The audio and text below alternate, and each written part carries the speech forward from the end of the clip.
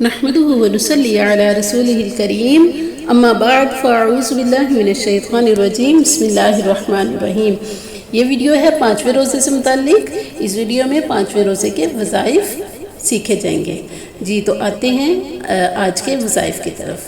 نماز فجر کے بعد 21 مرتبہ پڑھیں گے ہم الف لام میم الف لام میم صاد الف لام را الف لام میم را کاف ہا یا عین صاد طه طاسين ميم طاسين ياسين صاد حاميم عين سين قاف۔ یہاں پہ انہوں نے الگ الگ لکھا ہوا ہے لیکن ہم ملا کے پڑھیں گے حامیم عین سین قاف قاف نون۔ یہ حروف مقطعات ہیں، ان کی بہت فضیلت ہے۔ ان کی معنی کے بارے میں سوائے اللہ کے اور اللہ کے رسول کے اور کوئی نہیں جانتا، تو یہ اپنے آپ میں بہت فضیلت اور برکتیں سمیٹے ہوئے ہیں۔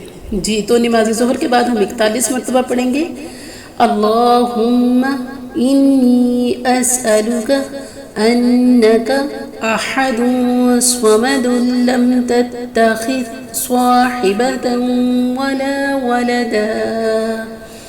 اچھا، یہ اور جو اوپر ہم نے فجر کے بعد والا وظیفہ ہے، یعنی کہ جو حروف مقطعات ہیں ان کو پرناؤنسیشن کے ساتھ، تلفظ کے ساتھ پڑھنا ہے، جیسے کہ میں نے آپ کے سامنے پڑھا ہے، اور پڑھنا بھی تو صرف 21 مرتبہ پڑھنا ہے نا، تو آپ بہت ایزیلی پڑھ سکتے ہیں۔ جی تو نماز عصر کے بعد ہم نے 41 مرتبہ پڑھنا ہے حسبنا اللہ ونعم الوکیل۔